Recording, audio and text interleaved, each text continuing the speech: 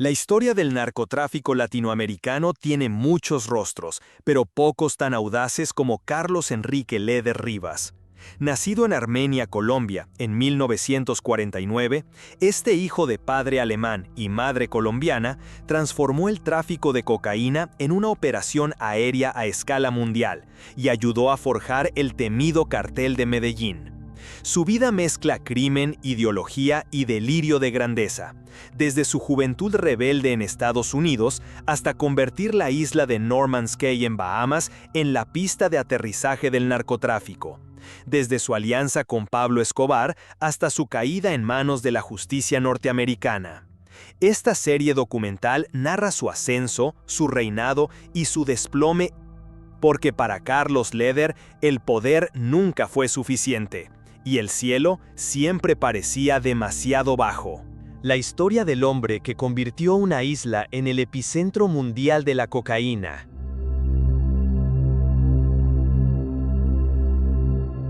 En el corazón del eje cafetero, en la apacible ciudad de Armenia, nació Carlos Enrique Leder Rivas un caluroso día de septiembre de 1949.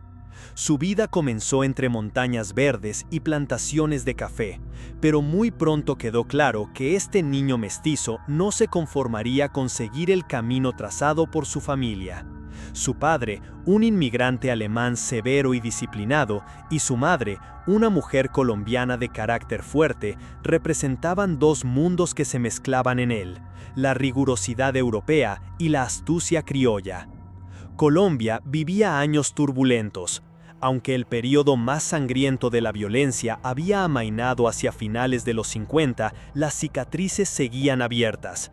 El país estaba marcado por el contrabando, el clientelismo político y la desigualdad social. En las calles, las historias de pistoleros, comerciantes ilegales y aventureros tenían tanto peso como los discursos de los presidentes. Era un terreno fértil para cualquier joven que soñara con riqueza y poder sin preguntar por el precio. Desde niño, Carlos mostraba un temperamento inquieto. Mientras otros estudiaban o ayudaban en el negocio familiar, él devoraba películas de gángsteres de Hollywood y novelas sobre contrabandistas. Admiraba el descaro de personajes que burlaban a la ley con inteligencia y audacia. Y pronto entendió algo crucial. El crimen no era solo violencia, era organización, estrategia y visión. En su adolescencia, la familia Leder atravesó dificultades económicas. Su padre perdió parte de su negocio y la figura de autoridad en la casa comenzó a resquebrajarse. Carlos, que no soportaba la mediocridad, empezó a buscar atajos. El primer paso llegó cuando viajó a Estados Unidos en la década de los 60, en plena efervescencia cultural, protestas contra la guerra de Vietnam, auge del rock and roll, rebeldía juvenil. Para un joven ambicioso y carismático como él, era un escenario perfecto. Al principio, se dedicó a trabajos menores y estudios informales, pero rápidamente se sintió atraído por los márgenes del sistema. En ciudades como Nueva York y Miami, descubrió un submundo donde el contrabando de automóviles robados, las carreras ilegales y los pequeños tráficos de marihuana ofrecían ganancias rápidas. La ley parecía lejana y el dinero abundante. Carlos no tardó en involucrarse, empezó robando autos de lujo, enviándolos a Canadá y luego a Colombia, un negocio clandestino que le permitió ganar sus primeros miles de dólares y establecer contactos peligrosos. No era un delincuente común. Mientras muchos buscaban dinero inmediato, él analizaba cada movimiento como si fuera parte de un plan mayor. Su inteligencia y encanto personal le abrían puertas. Podía hablar de política, de música, de negocios y al mismo tiempo negociar con contrabandistas o engañar a la policía con una sonrisa. Fue arrestado varias veces por robo de autos y fraude, pero siempre encontraba la manera de salir. Cada paso en falso le enseñaba cómo funcionaba el sistema, cómo corromperlo y cómo evitarlo.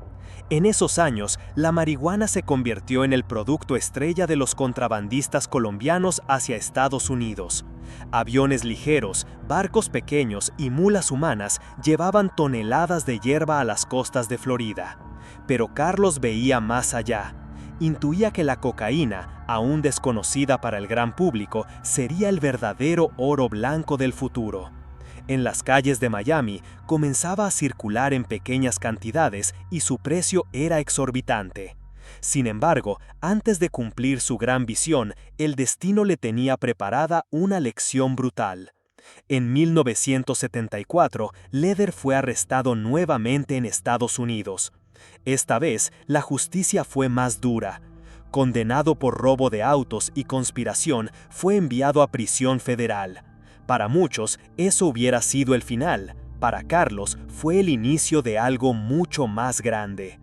Tras los barrotes, rodeado de delincuentes de toda clase, conoció a quienes serían piezas clave para su futuro. Entre ellos, un piloto experimentado llamado George Young, quien compartía con Leather la idea de que la cocaína podía transportarse por aire en cantidades enormes, usando avionetas rápidas que aterrizaban en pistas clandestinas del Caribe y Florida. En aquella cárcel, entre planes y mapas improvisados, se gestaba una nueva era para el narcotráfico. Carlos Leather no solo estaba aprendiendo a ser un mejor contrabandista, estaba diseñando un sistema, una red que uniría a productores colombianos con el voraz mercado estadounidense, una maquinaria que en pocos años haría temblar gobiernos, corrompería instituciones y convertiría a Leather en una figura legendaria. Pero antes de volar alto, debía salir de prisión. Y cuando lo lograra, el mundo descubriría que este joven mestizo no pensaba ser un simple traficante, sino el arquitecto del imperio de la cocaína. La noche que recibió la noticia de su inminente liberación, mientras escuchaba los ecos de los pasillos de la prisión, Carlos sonrió con una certeza peligrosa. Su verdadera carrera apenas comenzaba. La puerta de la prisión se cerró tras él y Carlos Leather respiró aire libre una vez más. Era 1976 y el mundo estaba cambiando. En Colombia, el narcotráfico de marihuana seguía creciendo a paso firme, mientras en Estados Unidos la cocaína empezaba a convertirse en la droga de moda entre músicos, ejecutivos y celebridades. Para un hombre ambicioso y visionario como Leather, era el momento perfecto para actuar. No salió de la cárcel con las manos vacías. Llevaba en la cabeza un plan cuidadosamente elaborado junto a su nuevo socio, George Young, un piloto estadounidense experto en contrabando aéreo. Juntos habían diseñado un modelo de negocio audaz: transportar cocaína colombiana directamente a Florida usando avionetas rápidas, pequeñas y difíciles de detectar por los radares. Era un concepto revolucionario para la época, mucho más eficiente que las rutas marítimas tradicionales. La alianza fue inmediata. Young aportaba experiencia en la aviación clandestina y contactos en Estados Unidos. Leather, carisma, logística y acceso a proveedores colombianos. Pronto empezaron a mover cargamentos desde Medellín hasta Florida. Cada viaje podía dejar cientos de miles de dólares en ganancias. En cuestión de meses, la operación dejó de ser improvisada y se convirtió en una red profesional. Pilotos entrenados, pistas clandestinas, sobornos a funcionarios y una coordinación impecable. Leather no solo movía cocaína, estaba creando una nueva infraestructura criminal. Mientras otros traficantes pensaban en términos locales, él pensaba como un empresario global. Sabía que el verdadero poder no estaba en vender droga en las calles, sino en controlar las rutas de transporte. En ese mismo periodo, el joven contrabandista conoció a Pablo Escobar, un hombre con la misma ambición pero con un enfoque diferente. Escobar quería controlar toda la producción y distribución de cocaína desde Colombia. La relación entre ambos fue inmediata, aunque también cargada de tensiones. Leather admiraba la audacia de Escobar, pero despreciaba su estilo brutal y poco sofisticado. Escobar veía en Leather a un socio útil, pero también a un rival potencial. Con dinero fresco y contactos cada vez más sólidos, Leather empezó a buscar un centro de operaciones que le permitiera moverse libremente entre Colombia y Estados Unidos sin levantar sospechas. La encontró en un pequeño paraíso caribeño, Norman's Cay, una diminuta isla en las Bahamas. En 1978, Leather comenzó a comprar terrenos en Norman's Cay bajo identidades falsas y con la complicidad de funcionarios locales corruptos. Poco a poco, la isla entera se convirtió en su feudo personal. Construyó pistas de aterrizaje, hangares y residencias para sus hombres de confianza. Desde allí, avionetas cargadas con cientos de kilos de cocaína volaban cada noche rumbo a Florida o Georgia, aterrizando en pistas clandestinas y generando fortunas en pocas horas. La isla era un paraíso con un núcleo de terror. Los vecinos que se resistían a vender sus propiedades fueron hostigados, algunos desaparecieron y otros huyeron por miedo. Los lugareños hablaban de hombres armados patrullando la costa, de fiestas interminables con drogas y mujeres, y de un joven mestizo con acento colombiano que se paseaba como si fuera un rey. Pero Leather no se conformaba con ser un simple narcotraficante. En su mente comenzaba a tomar forma una idea más peligrosa: convertirse en un líder político y social, alguien capaz de desafiar abiertamente al gobierno de Estados Unidos y a las autoridades colombianas. Sus discursos se llenaban de frases antiimperialistas y admiración por figuras revolucionarias como Hitler y Bolívar, una mezcla explosiva de ideología y delirio personal.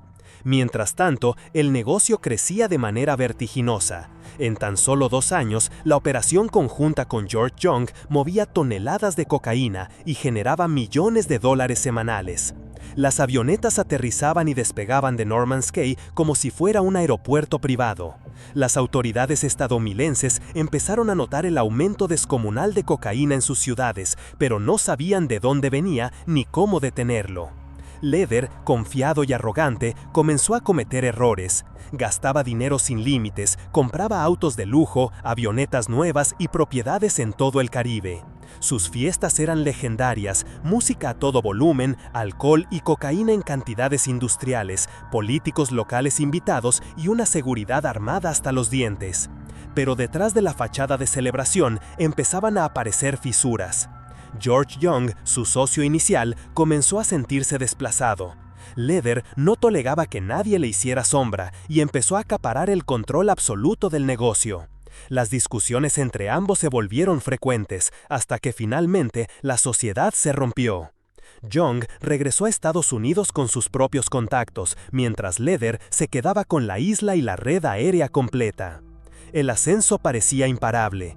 Para 1980, Norman's Cay se había convertido en la puerta de entrada principal de la cocaína colombiana hacia Norteamérica. Cada viaje podía transportar hasta 500 kilos y cada kilo valía decenas de miles de dólares en las calles estadounidenses. Leather amasaba una fortuna descomunal y su nombre empezaba a circular en los informes secretos de la DEA y el FBI. Pero con la fama llegó el peligro. El gobierno de Estados Unidos comenzó a investigar las Bahamas y a presionar a las autoridades locales.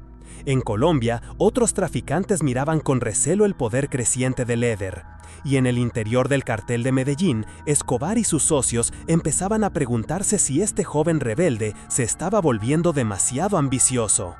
Una noche, mientras celebraba otra de sus fiestas descomunales en Norman's Cay, un avión sobrevoló la isla a baja altura. No era suyo, nadie sabía quién lo pilotaba. ¿Era la DEA? ¿Un rival? ¿O tal vez un aviso de que el paraíso caribeño ya no era tan seguro como parecía?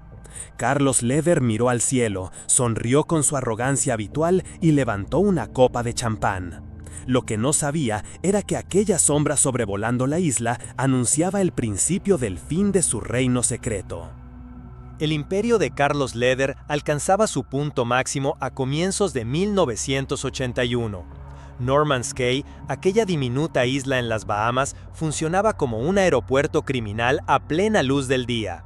Las avionetas aterrizaban cargadas de cocaína y despegaban rumbo a Florida casi sin interrupción. Los millones fluían con la misma velocidad que los vuelos nocturnos y Leather se comportaba como un monarca tropical, armado, carismático y convencido de ser intocable. Pero su ambición no conocía límites. Ya no se trataba solo de mover droga. Carlos comenzó a soñar con un proyecto político. En entrevistas clandestinas y discursos privados hablaba de expulsar la influencia estadounidense de América Latina, de crear una patria libre financiada por la cocaína, y hasta fundó su propio movimiento, el Movimiento Latino Nacional. Sus ideas combinaban un feroz antiimperialismo con una peligrosa admiración por Adolf Hitler. No era solo un narcotraficante, se veía como un líder revolucionario, un hombre llamado a cambiar la historia. Mientras tanto, las tensiones con Estados Unidos aumentaban. Informes de la DEA señalaban que hasta un 80% de la cocaína que ingresaba al país pasaba por Norman's Cay. Washington comenzó a presionar a las Bahamas amenazando con sanciones económicas. El gobierno local, incapaz de ignorar el escándalo, fingía desconocer lo que ocurría en la isla mientras recibía sobornos millonarios. En Colombia, Leder estrechaba lazos con Pablo Escobar, Gonzalo Rodríguez Gacha y los hermanos Ochoa, consolidando lo que pronto sería conocido como el Cartel de Medellín. La alianza tenía un objetivo claro: controlar toda la cadena del negocio, desde la producción de la cocaína en laboratorios ocultos en la selva hasta su distribución en las calles de Miami, Nueva York y Los Ángeles. Sin embargo, la arrogancia de Leder comenzaba a incomodar a sus socios. Mientras Escobar prefería mantener un perfil de empresario benefactor, construyendo canchas de fútbol y viviendas populares para ganar apoyo del pueblo, Leder no tenía reparos en aparecer ante las cámaras ni en hacer declaraciones incendiarias contra Estados Unidos. En 1982, incluso financió campañas políticas en Colombia con el objetivo de lograr la extradición prohibida por la Constitución. Quería blindar al cartel con leyes hechas a su medida. Pero los enemigos crecían al mismo ritmo que la fortuna. Norman's Cay ya no era un secreto. Periodistas de investigación comenzaron a publicar reportajes sobre el narcoparaíso caribeño y la DEA infiltró agentes encubiertos en la zona. Pilotos aliados de Leder fueron capturados y algunos empezaron a colaborar con las autoridades, revelando detalles de las rutas, las pistas clandestinas y los cargamentos. La presión internacional se volvió insoportable. En 1983, el gobierno de las Bahamas, acorralado por Estados Unidos, decidió actuar. Agentes locales y federales hallaron Norman's Cay. Para entonces, Leder ya había huido, dejando atrás avionetas calcinadas, armas enterradas en la arena y casas de lujo abandonadas. Su paraíso se había convertido en ruinas. Refugiado en Colombia, Carlos no disminuyó su ritmo. Usando la infraestructura del cartel de Medellín, continuó moviendo cargamentos por rutas alternas. Pero su vida entró en una espiral cada vez más peligrosa. Cambiaba de escondite constantemente, rodeado de guardaespaldas y temiendo tanto a las autoridades como a sus propios socios. Ese mismo año, 1983, el gobierno colombiano aprobó la extradición de nacionales. Para Leder, aquello fue una declaración de guerra. Lanzó discursos violentos en la radio clandestina, jurando que jamás sería entregado vivo y acusando al gobierno de ser un títere de Washington. A pesar de la creciente presión, Leder seguía actuando como si fuera invencible. En 1984, organizó reuniones con políticos, periodistas y líderes sociales para promover su movimiento latino nacional. Repartía dinero a campesinos, financiaba obras en pueblos olvidados y construía su imagen de patriota antiimperialista. Pero todo era una cortina de humo. Tras bambalinas, seguía coordinando cargamentos de cocaína hacia Estados Unidos y ordenando ejecuciones contra rivales y traidores. La violencia en Colombia se desató como nunca. Asesinatos selectivos, atentados contra jueces, policías y periodistas se convirtieron en noticia diaria. El cartel de Medellín, con Leder como uno de sus ideólogos, declaró la guerra abierta al Estado colombiano para frenar la extradición. El país entró en un periodo oscuro, donde el narcotráfico no solo corrompía instituciones, sino que desafiaba directamente la autoridad del gobierno. Mientras tanto, la DEA intensificaba su cacería. Con Norman's Cay destruida y sus pilotos arrestados, Leder se convirtió en un objetivo prioritario. Sus antiguos aliados empezaban a verlo como una amenaza para la estabilidad del cartel. Su ego, su exposición mediática y su fanatismo político ponían en riesgo todo el negocio. Una noche, mientras se escondía en una finca en los Llanos Orientales, Carlos recibió un mensaje inquietante. Alguien del propio cartel estaba negociando entregarlo. No se sabía si era a cambio de favores con el gobierno colombiano o directamente con la DEA. El círculo se estrechaba. A finales de 1984, el hombre que alguna vez fue dueño de una isla y arquitecto de la ruta aérea más lucrativa del narcotráfico vivía como un fugitivo. Saltaba de un escondite a otro sin dormir 2 noches seguidas en el mismo lugar. En una madrugada lluviosa, mientras los helicópteros militares sobrevolaban la selva y los hombres del cartel revisaban cada uno de sus pasos, Leder comprendió que ya no había aliados, solo cazadores. Algunos vestían uniforme, otros llevaban relojes de oro, pero todos querían lo mismo: verlo fuera del juego. El rugido lejano de un motor se escuchó en el cielo. ¿Era un avión militar, una avioneta de la DEA o un mensajero del propio cartel? Carlos se quedó quieto, respirando hondo, mientras las luces se acercaban. No podía saberlo, pero su tiempo libre se estaba acabando, y la caída sería tan espectacular como su ascenso. Carlos Leder había pasado de ser un contrabandista ambicioso a convertirse en uno de los hombres más buscados del mundo. Para comienzos de 1987 ya no quedaban paraísos donde esconderse. La isla de Norman's Cay era un recuerdo distante. El cartel de Medellín estaba sumido en una guerra interna y el gobierno colombiano, presionado por Washington, había decidido ir a por él sin tregua. El hombre que alguna vez aterrorizó a pilotos y políticos ahora dormía en chozas improvisadas, cambiando de escondite cada pocas horas. Sus antiguos socios lo miraban con desconfianza. Pablo Escobar y los hermanos Ochoa lo consideraban un riesgo. Su exposición mediática y sus delirios políticos habían llamado demasiado la atención. En medio de esa tensión, comenzaron los rumores de que alguien del propio cartel negociaba entregarlo. La madrugada del 4 de febrero de 1987, en una finca perdida cerca de El Retiro, Antioquia, el cerco se cerró definitivamente. Tropas combinadas del ejército colombiano y agentes del bloque de búsqueda irrumpieron por sorpresa. La operación había sido planeada en secreto, con información suministrada por delatores. Algunos decían que incluso por miembros del cartel cansados de su arrogancia. Leder intentó huir, pero ya no era el joven invencible que corría por la pista de Norman's Cay. Exhausto, sin salida y rodeado por docenas de soldados, fue capturado sin disparar un solo tiro. Vestía ropa sencilla y llevaba apenas unos billetes arrugados. La noticia corrió como pólvora. El cerebro de la ruta aérea de la cocaína había caído. No hubo tiempo para celebraciones en Colombia. En cuestión de horas, fue trasladado bajo estricta custodia a una base militar y desde allí subido a un avión rumbo a Estados Unidos. La extradición que tanto había jurado impedir se había cumplido. Washington lo recibió como un trofeo, un símbolo de que la cooperación entre ambos países estaba funcionando. En Miami y luego en Jacksonville, la justicia estadounidense no perdió un segundo. Leder enfrentó 17 cargos federales, incluyendo narcotráfico, conspiración y lavado de dinero.